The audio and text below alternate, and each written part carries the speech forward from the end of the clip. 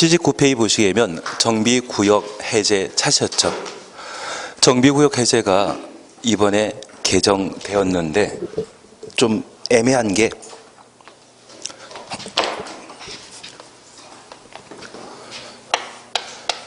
4월 23일 날 개정되었는데 이 개정된 사항을 6개월 경과해서 시행하도록 되어 있습니다. 그래서 10월 24일이고 우리 시험은 26일입니다.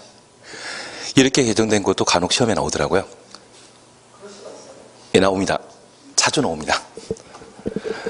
그래서 개정된 사항 중에 우리가 하나 확인해 주실 것이 있는데 바로 80페이지 보시게 되면 위에서 세 번째 줄에 4번 차셨죠. 스스로 주택을 개량하는 방식으로 사업 시행 중인 주관계획 사업의 정비구역 지정 고시 된 날부터 10년 경과하고 추진 사항으로 보아 지정 목적 달성이 어렵다고 인정되는 경우 토지 등의 소유자 과반수 동그래 놓습니다. 정비구역 해제 동의한 경우에는 정비구역을 해제할 수 있습니다. 다만 우리가 이해해 주실 것이 있습니다. 아마 기본서에는 얘가 3분의 2로 되어 있습니다. 3분의 2가 정비구역 해제가 쉽도록 과반수로 규정을 완화시켜놨는데 이런 개정사항이 간혹 시험에 나옵니다. 그래서 이쪽은 정비구역 해제는 시험에 나오긴 나올 겁니다. 나오긴 나오는데 얘는 한 10회도 이상 해야만 정비구역 해제 사유를 정확하게 꿰찰 수 있습니다. 결국 나중에는 문제 풀면서 유형을 익히는 쪽으로 해나가셔야 될 겁니다. 그래서 지금은 안 합니다.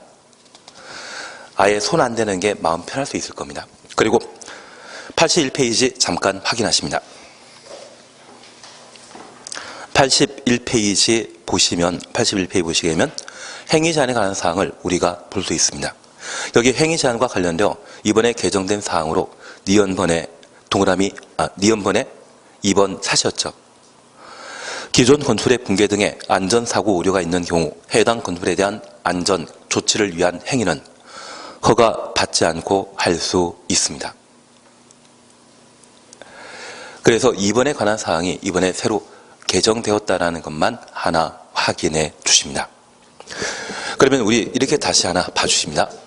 정비구역이 지정되게 되면 정비계획에 따른 목적된 사업으로 개발해야 되지 엉뚱한 건축물 건축은 하면 된다 안 된다? 안 된다.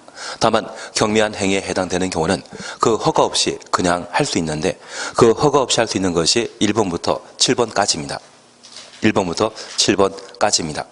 만약 시험에 내게 된다고 하면 우리가 국토계획법에 공부하셨던 개발행위 허가 대상인 6가지와 7번 중목의 벌채 식재란 말 찾으셨죠. 여기 죽은 대나무 축자입니다. 목은 나무 목자입니다. 그래서 중목을 벌채하거나 식재하는 때에는 시장, 군수 등의 허가를 받도록 되어 있습니다. 시장, 군수 등의 허가라는 말 줄쳐놓습니다. 개발법과 국토계획법의 개발행위 허가는 특광시군에게 허가받도록 되어 있는데 여기만큼은 누구에게? 시장, 군수 등. 여기 등자는 구청장을 포함하는 개념으로 이해해 주십시오. 시군 구청장이 허가받고 7번 중목의 벌채, 식재 할 수 있다는 것 확인해 놓습니다. 만약 시험에 내게 된다고 하면 이렇게 시험에 나올 겁니다. 다음은 개발행위 허가받지 않고 할 수 있는 것이다. 틀린 것 찾아라. 또는 다음 중 개발행위 허가받아야 되는 것 찾아라. 그렇게 시험에 내게 된다면 2번이 이번에 신설되었다는 것 기억하시고 7번 차셨죠. 관상용 중목의 임시 식재는 허가 없이 할 수 있는데 경작지란 말 동그래 놓습니다. 경작지의 임시 식재는 포함한다, 제외시킨다. 제외시킵니다. 하나 이해하실 것은 이 경작지는 바로 농지를 말합니다. 이러한 농경지에 관상용 중목을 식재하게 되면 농지에 관상용 중목을 식재하게 되었을 때 얘는 농산물이 되어버립니다. 그리고 이 행위에 대해서는 나중에 개발 사업을 시행하고 얘를 벌채하게 되었을 때 보상해야 되거든요. 경작지가 아닌 곳에 임시식재하는 것은 임시식재하기 때문에 쉽게 이동할 수 있고 이러한 경우는 정비사업 시행하게 되었을 때 보상할 필요 있다 없다? 없습니다. 대신 경작지에 관상용 종목을 임시 식재하게 된다고 하면 이때는 조경 사업을 하시는 겁니다. 우리 조경이라는 말 들어본 적 있지 않으십니까? 그 조경 사업 하는 사람이 조경 사업의 핵심인 나무를 벌채하거나 나무를 다른 곳으로 옮겨 심게 되는 상황이라면 이분에게는 보상 없이 옮겨 심게 할 수 있다? 보상해줘야 된다. 보상해줘야 됩니다. 그래서 우리가 꼭 기억하실 것은 경작제 관상용 종목을 임시 식재하게 된다면 그때는 보상 대상이기 때문에 허가 받아야 되는 겁니다. 이해되시겠습니까? 표정은 이해가 안 되시지만 어차피 정답은 이겁니다. 정답은 이겁니다. 한 장 넘기십니다. 82페이지에 시행방법 찾았습니다. 여기 시행방법은 작년에 시험에 나왔는데 또 다른 패턴으로 시험에 나올 게 있습니다. 바로 재건축 사업과 관련된 시행 방식을 꼭 보셔야 됩니다. 우선 주거 개선 사업을 잠깐 확인하십니다. 시행방법 앞에다가 별표 하나 해놓습니다. 시행방법 앞에다가 별표 하나 해놓습니다. 우선 주거 개선 사업 찾으셨죠? 주거 개선 사업은 다음 각호 하나의 방법으로 또는 혼용하는 방법으로 한다. 혼용 동그라미 놓습니다. 1번입니다. 사업 시행자가 정비구역에 정비 기반 시설 및 공동 이용 시설을 새로 설치하거나 확대하고 정비 기반 시설부터 확대까지 가로해 놓습니다. 토지 등의 소유자가 스스로 주택을 보전 정비 개량하는 방식. 그래서 우리 주거 개선 사업에는 단독택과 다주택은 놔두고 정비 기반 시설과 공동 이용 시설만 설치하는 사업이 있었습니다. 그 사업 패턴이 바로 1번입니다. 그리고 이런 사업하는 곳이 있다면 꼭 저한테도 연락 주십시오. 빚을 내서라도 저도 같이 투자하겠습니다. 2번입니다. 사업 시행자 정비구역 전부 또는 일부를 수용하여 수용 동그라미 놓습니다. 주택을 건설한 후 토지 등의 소유자에게 우선 공급하거나 대의 등을 토지 소유자 외자에게 공급하는 방법. 그리고 3번입니다. 사업 시행자가 환지로 공부하는 방법. 환지 동그라미 놓습니다. 4번. 시행자가 정비구역에 인가받은 관리처분 계획에 따라 관리처분 계획 추놓습니다. 주택, 부대시설, 복리시설, 주택부터 복리시설까지 가로 해놓습니다. 건설 공급하는 방법. 그런데 이 주거개선 사업의 경우는 수용 방식도, 환지 방식도, 관리처분 계획도 모두 가능하다라는 것 기억하시고 특히 혼용, 병행할 수 있다는 것을 확인해 주셔야 됩니다. 반면에 재개발 사업 찾으셨죠? 여기 재개발 사업은 정비구역 안에 인가받은 관리처분 계획 추정했습니다. 건축물을 건설 공급하거나 환지로 공급하는 방법을 한다. 환지 추정했습니다. 그러면 잠깐 이해하실 것은 이 환지 방식은 도시개발 사업을 시행하게 되었을 때 또는 정비사업하게 되었을 때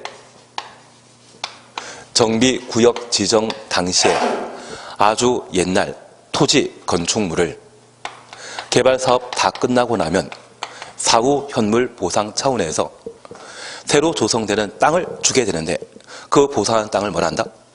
환지라 표현하게 됩니다. 그래서 이 환지 방식은 땅과 땅을 맞교환하는 방식으로 파악해 주시고 반면 관리처분 계획은 저 정비사업하게 되었을 때 토지 위에 노후, 불량 건축물이 있습니다. 그러면 땅과 땅을 맞교환하는 토지 교환과 달리 건물도 교환 대상이죠. 그리고 정비사업 끝나게 되면 새로운 주택단지에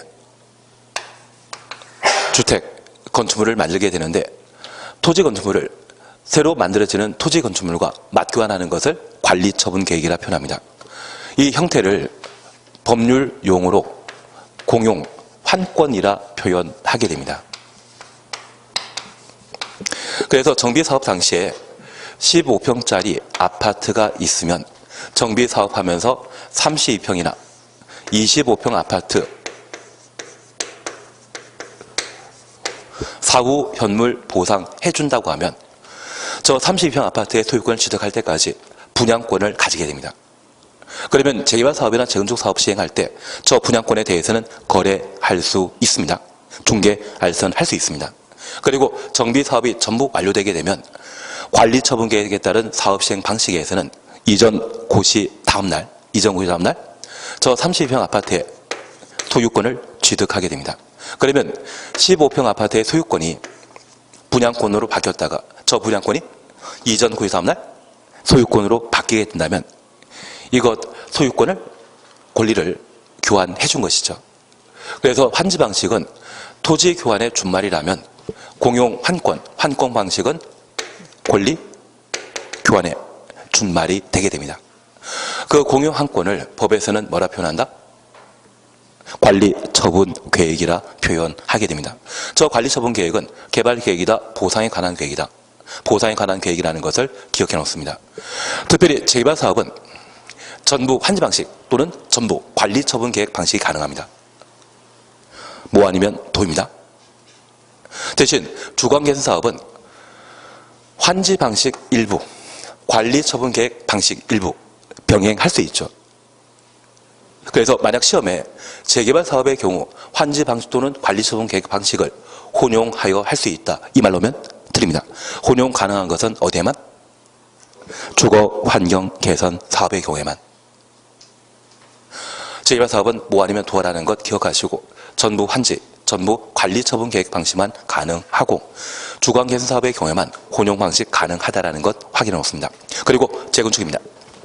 재건축 사업은 정비구역 안에 인가받은 관리 처분 계획 추정했습니다. 주택부터 오피스텔까지 가로해 놓습니다. 그러면 우리 다시 봐주실 게 있습니다. 주거 환경 개선 사업을 관리 처분 계획 방식으로 시행하면 오피스텔은 건설할 수 있다, 없다? 없습니다.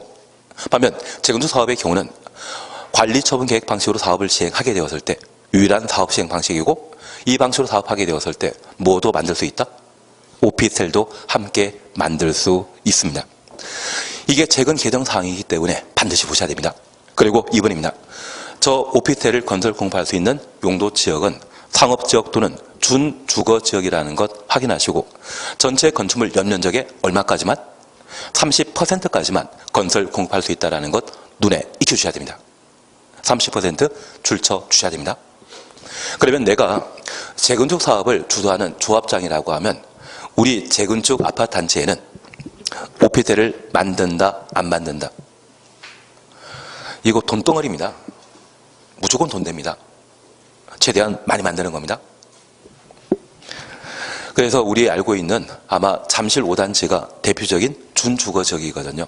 이곳에 재건축하게 되면 아파트 단지 만드는 것이 아니라 역 바로 옆에는 오피스텔을 최대한 많이 만들 겁니다. 최대한 많이 만든다 할지라도 얼마까지만? 30%까지만 가능하다라는 것 확인하시고 이 오피스텔은 상업지역 또는 준주거지역에 만들어진다는 것 확인하십니다. 그래서 만약 시험에 주거 환경 개선 사업은 관리 처분 계획에 따라 오피스텔을 건설 공급할 수 있다. 이 말 나오면 드립니다. 재건축일 때만 오피스텔 건설할 수 있다. 그렇게 잡아주셔야 됩니다. 그리고 시행자에 관한 사항을 우리가 볼 수 있습니다. 주거 개선 사업 시행자는 벌입니다. 재개발 사업, 재건축 사업 찾으셨죠? 우선 재개발 사업과 관련되어 잠깐 확인하실 게 있습니다. 1번입니다. 조합 또는 토지 등의 소유자가 재개발 사업을 시행할 수 있는데 토지 등의 소유자가 20명 미만인 때 20명 미만 추천했습니다. 그리고 재건축 사업은 조합만이 사업을 시행하게 됩니다. 근데 하나 이해하실 것이 있습니다. 정비 사업을 조합 또는 토지 등의 소유자가 사업을 시행하게 되면 가장 합리적인 사업 시행자는 토지 소유자가 사업하는 게 제일 좋습니다. 만약 조합이 사업 시행자 되게 되면 이 조합에서는 정비 사업과 관련된 다양한 의결을 해야 되는데 그러한 의사결정하고자 한다면 신문에 광고하고 자리 하나 마련하고 그 회의록에 대해서는 잘 보관해 놔야 됩니다.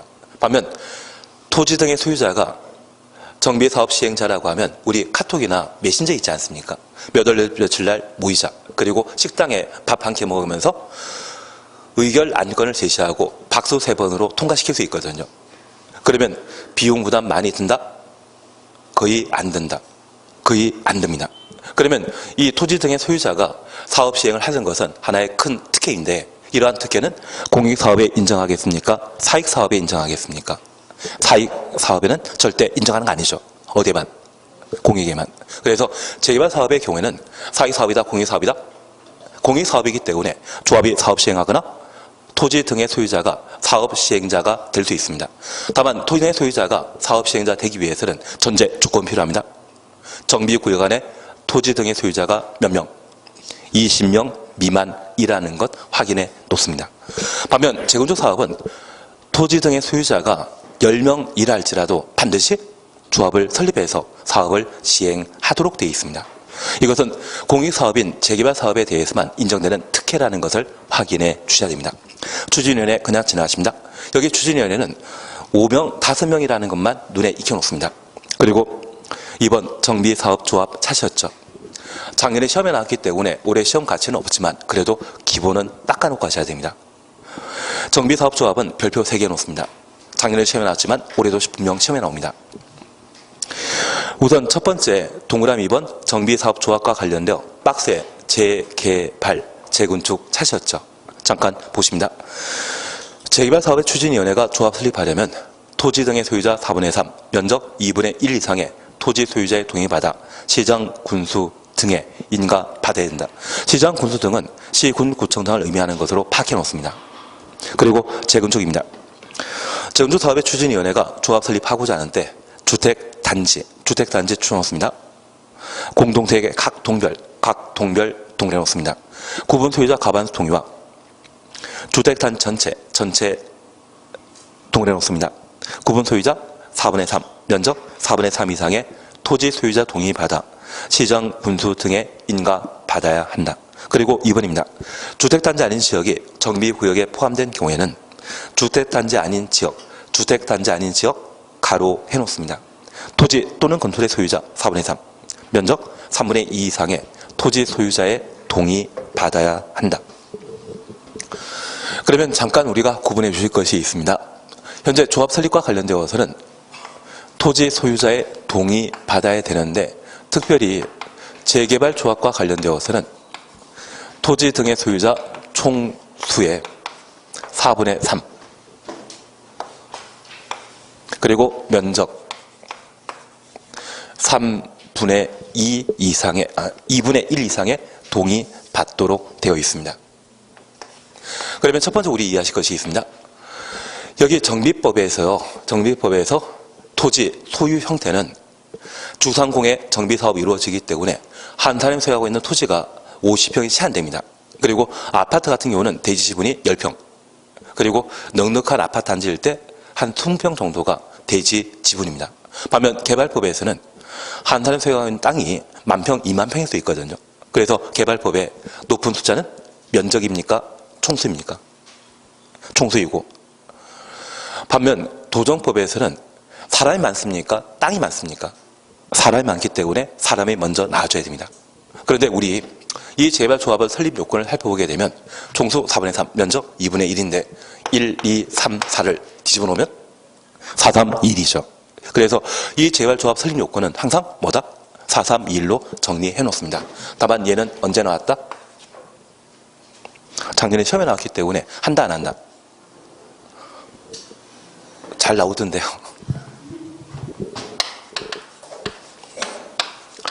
반면 재건축과 관련되어서는 주택단지에 재건축 조합을 설립하고자 한다면 동별 구분 소유자 과반수 동의와 전체 구분 소유자 총수 4분의 3 면적 4분의 3 이상의 동의 받아 재건축 조합을 설립할 수 있고 이 재건축 사업하면서 부득이하게 주택단지 아닌 곳이 재건축 사업의 대상이 되는 경우가 있습니다. 만약 이런 경우라고 하면 토지 등의 소유자 총수 4분의 3 면적 3분의 2 이상의 토지 소유자 동의 받아 재건축 조합을 설립할 수 있는데 제가 하나 알려드릴 게 있습니다. 저 이거 모릅니다. 아무리 청초어람이라 하지만 제가 모르는 것은 같이 모르는 겁니다. 이건 한다 안 한다? 제키자. 어차피 작년에 시험에 나왔기 때문에 올해 더더구나 시험 날 필요 없고 작년에도 이거 제껴도 문제 맞추는데 전혀 지장 없었거든요. 4321만 알면 작년에 시험에도 잘 맞추시더라고요. 이건 할 필요 없습니다. 다만 주택단지 아닌 곳에 재건축조합 설립하고자 한다면 4332의 동의 받아야 되는데, 이 재건축조합과 관련된 조합 설립 요건은 재개발과 비교하게 되었을 때 규제가 강화된 것이다, 완화된 것이다. 강화된 겁니다. 재건축은 사익사업이기 때문에 조합 설립하는 때에도 엄격한 요건을 적용하는 반면, 공익사업인 재개발 사업의 조합 설립 시에는 편하게, 그 편한 숫자는 무엇입니까? 1, 2, 3, 4를 집어넣은 4321이라는 것만 기억해 놓습니다. 얘는 한다 안 한다? 안 하는 겁니다. 우리가 계속 파악해 주실 것은 하나는 공익사업이고 하나는 사익사업이라는 것을 잡아가셔야 됩니다. 그것만 잘하시면 됩니다. 추신은 이해되시겠습니까? 그래서 시험 볼 때까지 기억할 것은 딱 하나입니다. 4321은 재개발 조합의 설립 요건이시, 재건축 조합의 설립 요건으로 설명하면 바로 틀린 것으로 잡아내는 겁니다. 84페이지입니다. 니은 조합원 사시였죠. 정비사업조합원은 토지 등의 소유자로 한다. 재건축 사업의 경우는 동의 한자만 한다. 동의 동그라미 놓습니다. 그러면 우리가 이해하실 것은 재개발 사업은 공익 사업이기 때문에 재개발 사업에 찬성하건 반대하건 관계없이 정비구역 안에 토지 등의 소유자는 강제로 조합원 된다는 이야기고, 재건축 사업의 경우는 사익 사업이기 때문에 찬성한 자만 조합원 되고 반대하는 자는 조합원 되지 않습니다. 그래서 사익을 추구하는 재건축 사업의 조합장은 자기 돈벌이 하겠다고 정비구역 안에 모든 토지 소유자에게 강제로 조합원 시키는 것은 좀 부당하지 않습니까? 그래서 동의한 자만 조합원 될 수 있다는 것을 파악해 주는 겁니다. 이해되시겠습니까? 이번에 시험 나올 게 바로 나번입니다. 투기괄지구 동그라미 놓습니다. 재건축 사업을 시행하는 경우 재건축 사업 추천놓습니다. 조합 설립 인가 후, 조합 설립 인가 후 가로 놓습니다. 재개발 사업 시행하는 경우 재개발 추천놓습니다.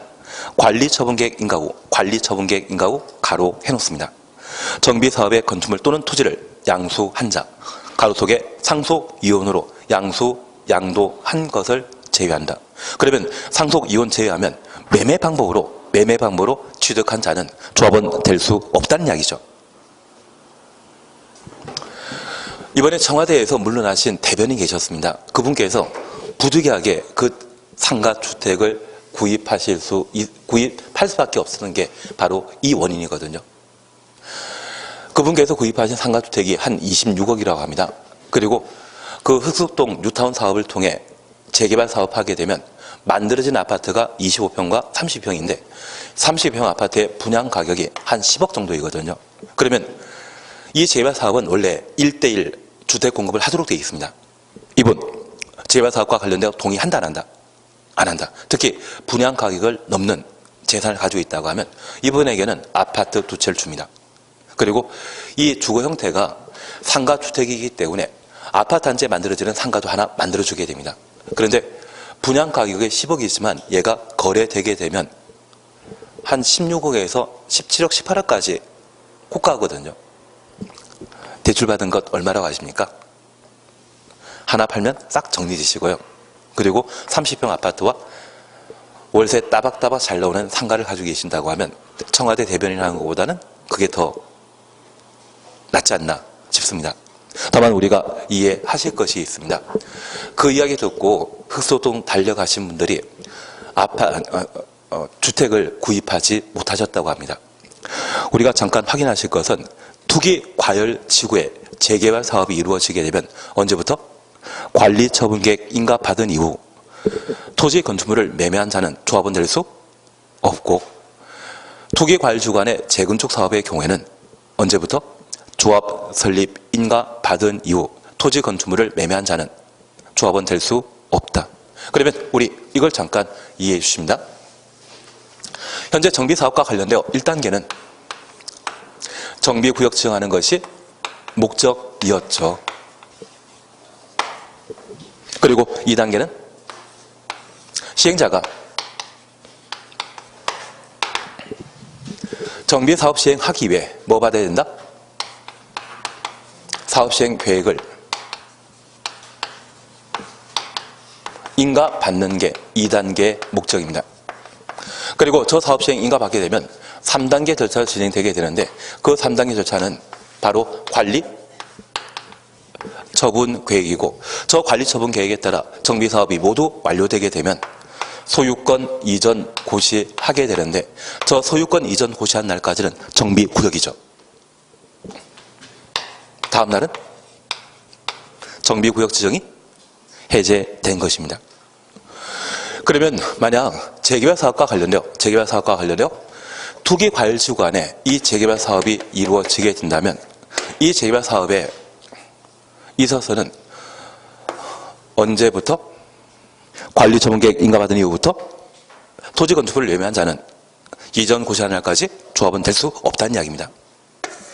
그래서 거래 제한 기간은 3단계만 거래 제한 대상이 됩니다. 반면 투기과열지구에 재건축 사업이 이루어지게 되면 언제? 투기과열지구의 재건축 사업은 시행자가 누구이다? 조합이고 저 조합이 설립 인가받게 되면 그때부터 언제까지? 이전 고시하는 때까지 분양권 거래한다 못한다?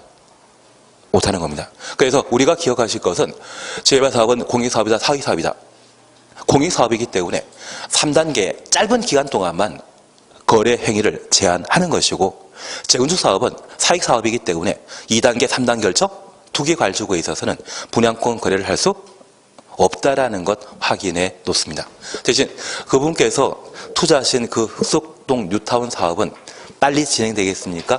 35년 걸리겠습니까? 청와대에 계시는 분이 그것을 모르시겠습니까? 그래서 같이 투자로 가겠다고 하는 사람들이 참 많으셨는데 다들 관리처분계획 인가받았다는 걸 알고 투자를 다 포기하시던데요.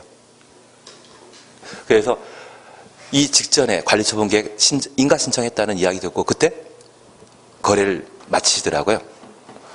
며칠만 늦었다고 하면 그분은 완전히 세댈 뻔하셨습니다. 무슨 소리인지 잘 모르지만 최소한 얘는 기억하고 있어야 됩니다. 얘가 작년에 개정되었는데 작년 개정되고 시험에 안 나왔던 우리 시험 끝나고 나서 개정되었던 파트이기 때문에 얘만큼은 반드시 기억하고 계셔야 됩니다. 이것 조개 대의원에 찾았습니다. 그냥 좋은 이야기입니다. 다만 우리 기억하시는 게 있습니다. 정원아 게임이라는 말 기억나시죠? 그러면 임원, 선임은 어디에서 결정한다? 총회에서만. 그것은 도정법이건 개발법이건 공통된 사안입니다. 바로 리얼번 조합임원 찾았습니다. 조합임원이 10월 달에 개정 시행되게 되는데 우리 시험 보기 이틀 전입니다. 그래서 보셔야 됩니다. 우선 가번입니다. 조합은 다음 각호 하나의 요건을 갖춘 조합장, 이사, 감사, 임원으로 둔다. 그래서 박스를 먼저 보십니다. 정비구역에 거주하고 있는 자로서 거주 동의를 넣습니다. 선임일 직전 3년 동안 정비구역의 거주기간이 1년 이상 1건, 1년 동의를 넣습니다. 그리고 2번입니다. 정비구역에 위치한 건축물 토지를 5년 이상 소유하고 있을 것, 5년 동그라미. 이들만 조합 임원이 될 수 있는 겁니다. 그래서 임원 되고자 한다고 하면 정비구역 안에 거주 요건을 갖추거나 소유 요건을 갖췄을 때 임원 될 수 있다는 것 확인해 주셔야 됩니다. 그리고 그 박스에서 세 줄 올라가시면 이 경우 조합장은 조합장 동그라미 놓습니다. 선임 1부터 관리처분계획 인가 받을 때까지 선임 1부터 관리처분계획 인가 가로 해놓습니다. 정비구역에 거주하여야 한다. 모든 임원에 적용되는 것이 아니라 오직 누구만. 지금 84페이지에 리얼 조합 임원의 가번 찾으셨죠? 가번의 두 번째 보시게 되면 이 경우라고 하는 후단이 있지 않습니까? 조합장 동그라미 놓으시고 그 조합장만큼은 선임된 날부터 언제까지? 관리처분계획 인가 받는 날까지 계속 거주하여야 한다. 모든 임원에 적용되는 것이 아니라 조합장에만 적용된다는 것 확인해 주셔야 됩니다. 그래서 우리가 하나 이해하실 것이 있습니다. 관리처분계획 인가받게 되면 그때부터 철거할 수 있죠. 철거하게 되면 살 집이 없기 때문에 그 철거할 때까지는 조합장은 정비구역에 계속 거주하여야 한다. 그것만 잘 확인해 주십니다. 그리고 나번이 전통적으로 시험에 나오는 시험거리입니다. 조합에 두는 이사의 수는 3명 이상으로 하고 감사의 수는 1명 이상 3명 이내로 하는데 토지 등의 소유자가 100명 초과, 100명 초과 추정은 없습니다. 100명 초과하는 경우에는 5명 이상으로 한다. 그걸 확인해 놓습니다. 그리고 옆에 페이지 잠깐 확인하십니다. 자본 찾으셨죠? 자본 찾았습니다. 자, 위에 사, 안은 감사가 조직 대표한다. 감사가 조합을 대표한다. 그리고 안은 겸직 제한에 관한 사항입니다. 이 두 가지는 도시개발법에서 이미 보셨던 내용이고 자본을 보셔야 됩니다. 다음 각과 하나에 해당하는 자는 조합 임원이 될 수 없다. 결격 사유입니다. 1. 미성년자 등 2. 파산 등 3번 금고 이상 실형 선고 4번 금고 이상 실형 선고 금고 이상의 형으로 집행유예 각각 확인되시는데 이번에 개정된 게 바로 5번입니다. 벌금 100만 이상의 형을 선고받은 때는 몇 년? 10년. 10년 동원해 놓습니다. 지나지 않은 자는 조합 임원이 될 수 없다. 그러면 하나 이해하실 것이 있습니다. 여기 조합 임원은 임명직입니까? 선출직입니까? 종에서 조합 임원 선출하도록 되어 있습니다. 선출직입니다. 그래서 우리 국회의원들도 선거법 위반해서 벌금 100만 이상 형을 선고받게 되면 국회의원직 상실하거든요. 그리고 그 형을 선고받게 되면 향후 몇 년 동안 선거권 제한된다? 5년입니다. 대한민국의 결격 사유 가장 중요한 게 5년입니다. 가장 중요한 결격 사유가 5년인데 이번에 개정된 조합 임원에 대한 결격 사유는 유일하게 10년입니다. 그래서 이번 개정 전까지는 5년짜리의 결격 사유 기간을 몇 년으로? 10년으로 개정하게 되었습니다. 그래서 아주 특이한 개정에 해당되기 때문에 무조건 봐놓으셔야 됩니다. 그리고 제가 부탁드린 게 있습니다. 개발법에서는 이 결격 사유가 발생했을 때 당연 자격 상실합니까? 다음날 자격 상실합니까? 다음날. 개발법에서만 다음날입니다. 도정법이나 다른 법에서는 즉시 자격 상실한다. 그렇게만 파악해 놓습니다. 아마 올해 이게 시험에 나오게 될 겁니다. 저 결격 사유 10년 정해놓은 것은 처음 보거든요. 한 장 넘기십니다. 사업시행 인가력에 관한 사항을 우리가 볼 수 있습니다. 여기 사업시행 인가와 관련되어서는 바로 3번에 정비사업비 예치라는 말 찾으셨죠. 시장 군수 등은 재개발사업 동그려 놓습니다. 사업시행 인가하는 경우 해당 정비사업의 사업시행자가 지정개발자인 경우에는 정비사업비의 100분의 20 범위에서 조례가 정하는 금액을 예치하게 할 수 있다. 100분의 20 추천했습니다. 그러면 우리가 잠깐 이해하실 것이 있습니다. 만약 재건축 사업이 사업성이 부족하다고 하면 이 사업은 계속한다? 중단해야 된다. 얘는 사익사업이기 때문에 그냥 안 해버립니다. 반면 저 재개발 사업과 관련되어 사업성이 부족하고 어떤 상황이 발생하게 된다면 이 재개발 사업은 계속해야 된다? 중단해야 된다. 얘는 사익사업입니까? 공익사업입니까? 공익사업입니다. 그래서 이 재개발 사업의 경우에는 조합이 사업 시행을 못할 상황이라면 지정개발자라도 지정해서 정비사업을 맡기게 됩니다. 그런데 이 지정개발자는 주택공사나 지방공사가 아닙니다. 공공이 아니라면 얘는 누구다? 민간입니다. 저 민간이 저 재개발 사업을 담당하게 되면 잘 할 것을 믿을 수 있다? 못 믿는다? 못 믿으면 뭐 내야 되겠습니까? 돈.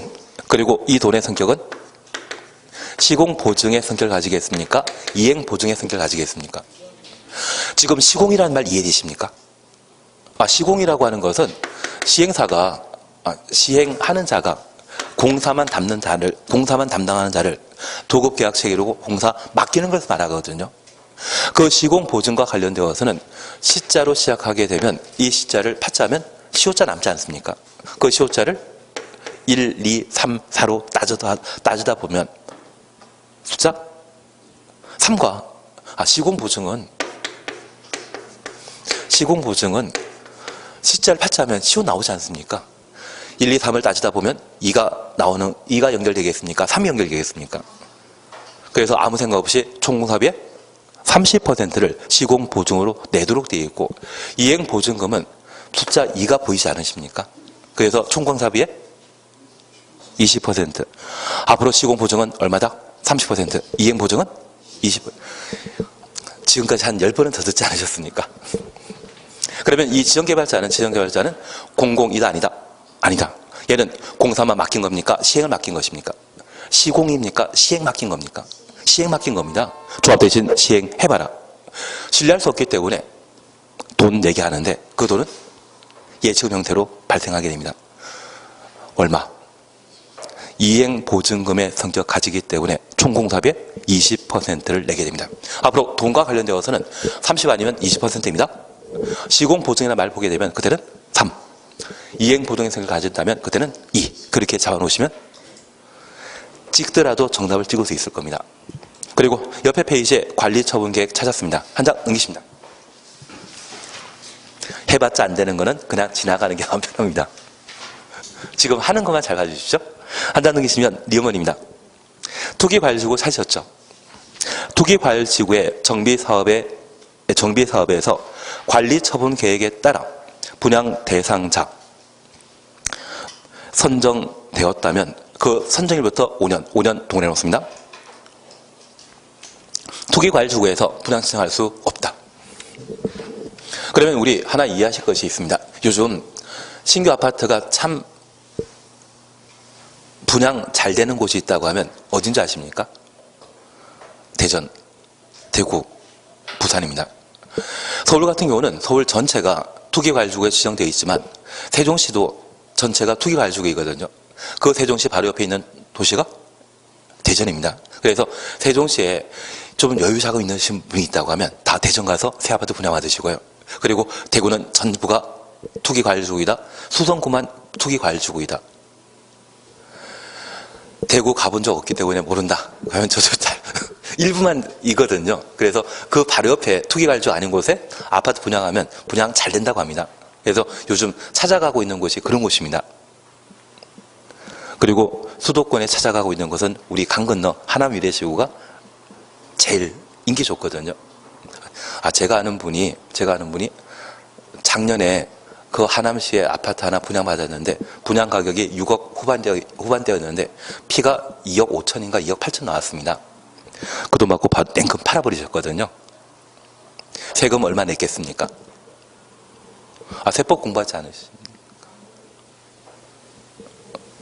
절반 내셨다던데. 요즘 세법 잘 안 하신, 그냥 넘어가도록 하겠습니다. 우리 그거 하셔야만 나중에 업 하실 때 그런 거 계산하실 수 있습니다. 대신 한 1억 얼마가 생기시다 보니까 따끈따끈하게 요즘 생활하시고 계시던데요. 밥도 잘 타시고 막 그러시던데.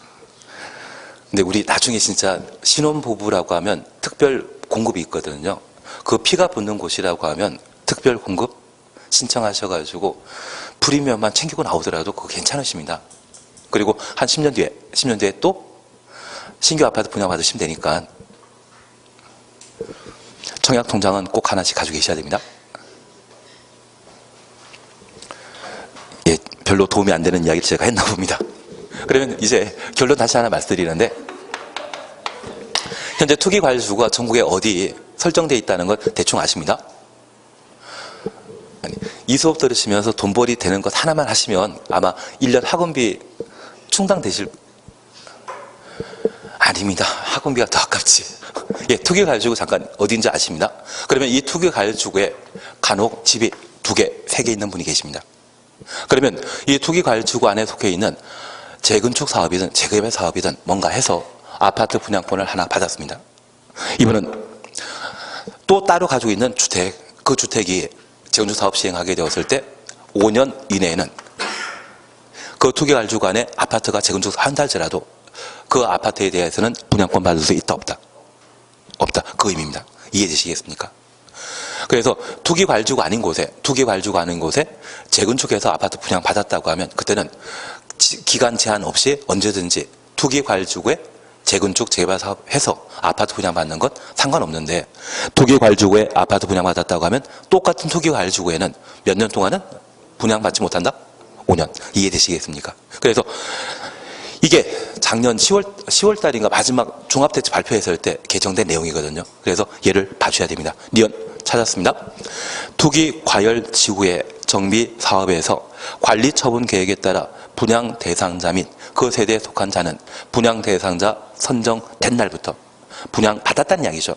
그날부터 몇 년 동안은 5년 이내는 투기과열지구에 분양 신청할 수 없다. 새 아파트 분양받을 수 없다는 이야기입니다. 취지 이해하시겠습니까? 그래서 리언먼에 관한 사항을 반드시 확인해 줘야 됩니다. 그리고 4번과 관련되어서는 90일 동그라미, 60일 동그라미. 얘는 진짜 실력이 있어야 되기 때문에 지금은 제가 뭐라 말도 못 드리는데 4번과 관련되어 90일과 60일이란 말 각각 동그라미만 해놓습니다. 그리고 관리 처분 계획입니다. 찾았습니까? 여기 관리 처분 계획과 관련되어서는 참 좋은 이야기 참 많지만 우리 옆에 페이지에 4번 주택 공급을 확인해 놓습니다. 우선 원칙 찾으셨죠? 원칙은 1주택만 공급한다. 그리고 예외입니다. 1번 그냥 그런가 보다 하고 지나가시고 2번 소유한 주택수만큼 공급받는 경우 기억입니다. 투기과열지구에 위치하지 아니한 주택 재건축 사업, 투기과열지구에 위치하지 아니한 재건축 사업 가로 해놓습니다. 그리고 죄송합니다. 과밀억제 권역에 위치하지 아니한 재건축 사업. 눈에 뭐가 씌어가지고 그렇습니다. 다만 투기과열지구 추천오시고 조정 대상 지역 추천오시고 이러한 곳에는 1주택만 공급받는다. 그리고 3번입니다. 과밀억제 권역에 위치한 재건축 사업, 과밀억제 권역에 위치한 재건축 사업 가로 해놓으시고 3 이하의 주택을 공급받을 수 있는데 가로 속에 투기과열지구, 조정 대상 지구 각각 줄쳐 놓으시고 1주택만 공급받는다. 얘를 확인하십니다. 그러면 이제 이것부터 봐주실 게 있습니다. 현재 주택 공급과 관련되어 관리 처분 계획 작성 기준에 따르게 되면 주택 하나 가지신 분에게는 1주택을 공급받도록 되어 있고 집을 100개 가진 분에게도 주택 공급량은 몇 개만 준다? 하나 주는 겁니다. 그런데 특별히 재건축 사업과 관련되어서는 공익사업이다, 사익사업이다. 사익사업입니다. 그래서 재개발 사업의 경우는 기존 주택이, 종전주택이 몇 개 있다 할지라도 항상 공급받는 양은 딱 하나만 공급받는다는 거 기억하시고 이 재건축 사업은 사익사업에 해당되기 때문에 달리 정해 놓고 있습니다. 특별히 과밀억제 권역 아닌 곳이라면 소유한 주택 수만큼 공급받을 수 있습니다. 그리고 과밀억제 권역에 속하는 경우라면 3주택까지 공급받을 수 있습니다. 그래서 우리 하나 이해하실 것이 있습니다. 이 과밀억제 권역은 수도권에만 존재하는데 현재 수도권은 서울과 인천과 그리고 경기도를 수도권이라 합니다. 여기 수도권은 그 형태가 과밀억제 권역과 성장관리 권역, 자연보전 권역으로 구분되어 있습니다. 특별히 서울 기준으로 북쪽이라고 하면 의정부라는 도시 있거든요. 그리고 의정부와 인천 그리고 남쪽으로는 수원이라는 도시가 있습니다. 이러한 곳이 현재 과밀억제 권역으로 지정되어 있는데 이곳은 많은 사람들이 거주하고 있기 때문에 새로 인구를 유발할 수 있는 산업단지나 대학을 신설할 수 없습니다. 그래서 이 과밀억제 권역 안에 산업단지 조성한다, 대학 만든다 이 말 나오면 무조건 틀린 지문입니다.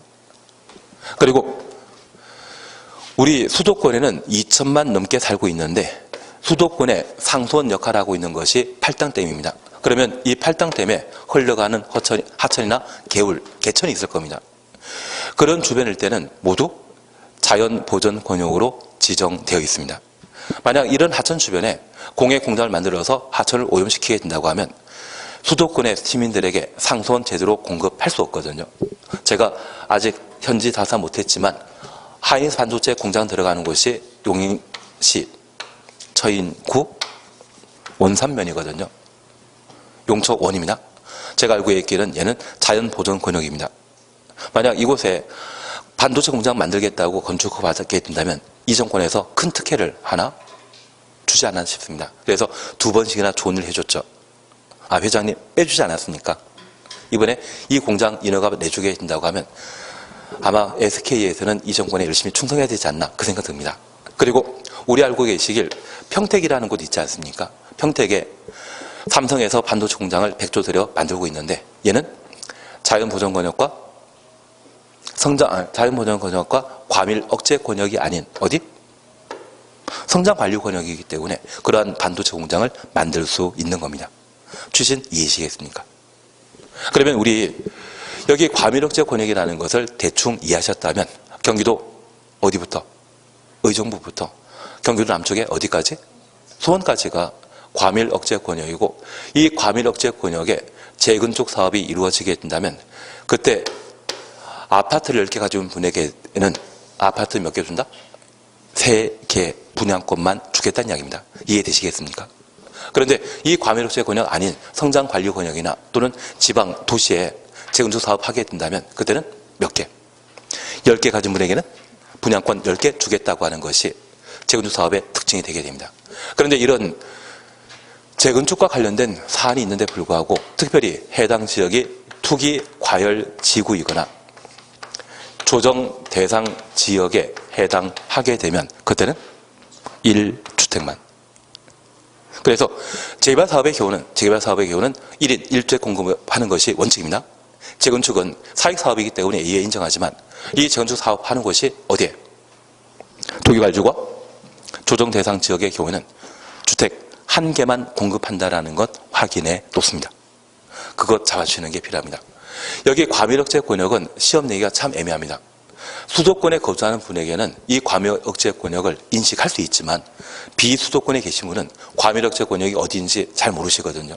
그래서 얘는 지역적인 성격을 가지기 때문에 전국을 대상으로 시험 보는 우리 시험에는 나오기가 참 힘들지만 투기과열지구나 조정 대상 지역은 상관없죠. 그래서 이에 관한 사항이 가미되었던 지문을 좀 정리해 주셔야 할 겁니다. 그래서 주택공급과 관련된 재건 개정 사항을 저렇게 꼭 봐주셔야 됩니다. 그리고 관리처분계획 인가란 말 우리가 볼 수 있고, 한 장 넘기시면, 넘기시는 게 아니라 죄송합니다. 효과 찾으셨죠? 효과에 철거란 말 찾으셨죠? 1번만 잠깐 확인해 놓습니다. 관리처분계획 인가 받은 후 기존 건물을 철거할 수 있다. 기존 건물 철거하는 시기는 언제부터? 관리처분계획 인가 받은 이후부터 철거할 수 있다는 것 확인하십니다. 그리고 2번은 27회 때 우리 시험에 출제되었던 것인데 잠깐만 확인해 놓습니다. 사업 시행자 다음 하나에 해당되는 경우는 기존 건물의 소유자의 동의, 소유자 동의 추놓습니다. 시장 군수의 허가, 시장 군수 등의 허가 추놓습니다. 해당 건물 철거할 수 있다. 기억 그냥 지나가시고 니은 우범지대와 우려라는 말 찾으셨죠? 우범지대와 우려 줄만 쳐놓습니다. 그리고 기억 안전사고 우려라는 말도 나중에 천천히 봐줘야 됩니다. 그런데 우리 함께 공부하시면서 이 재건축 사업과 관련된 조합원 자격을 유지하기 위해서는 건축물과 부속 토지를 동시에 소유한 자만 재건축 조합의 조합원이 될 수 있습니다. 그런데 재건축하겠다고 정비구역 지정하고 그 사업이 30년 걸리는 경우도 있거든요. 그러면 그 30년 동안 정비구역 안에 건축물에 대해서는 함부로 고치질 못합니다. 그냥 방치하게 되거든요. 그렇게 10년, 20년 방치되었다고 하면 이제 그 건물에는 사람 산다 안 산다? 빈집이 되어버립니다. 그 빈집이 되어버리고 사람이 제대로 관리하지 않는다면 우범지역이 될 수 있거든요.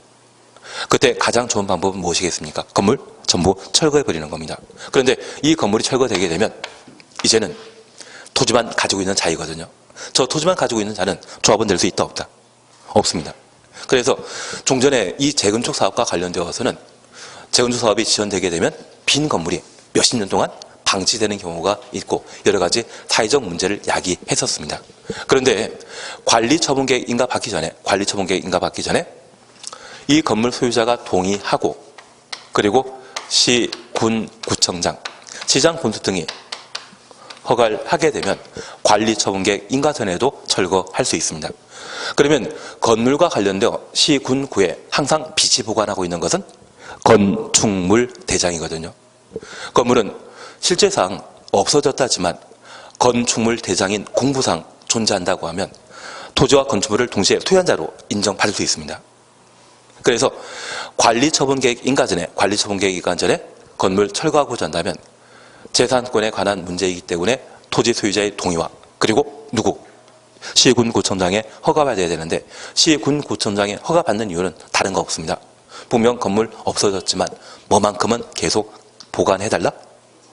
건축물 대장 보관해달라. 대장만 있으면, 대장만 있다고 하면 건물, 토지 동시에 소유자 될 수 있기 때문에 추신 이해시겠습니까? 27회 때 나왔기 때문에 한번 지금은 봐놔야 될 겁니다.